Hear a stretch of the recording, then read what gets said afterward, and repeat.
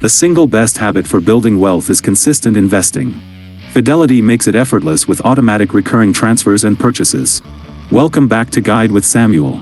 Go to Accounts and Trade and select Account Features. Click on Manage under Recurring Transfers.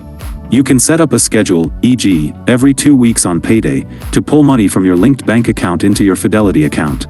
Then, set up automatic investments to buy a specific fund with that money.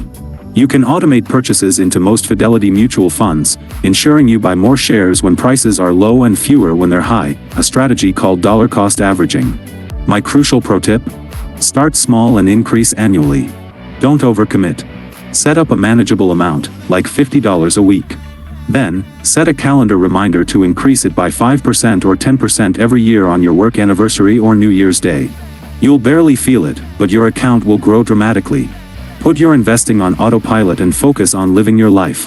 Have you automated your investments? How has it changed your financial behavior? For more guides on building wealth effortlessly, subscribe. Thanks for watching. I'm Samuel, and I'll see you in the next video.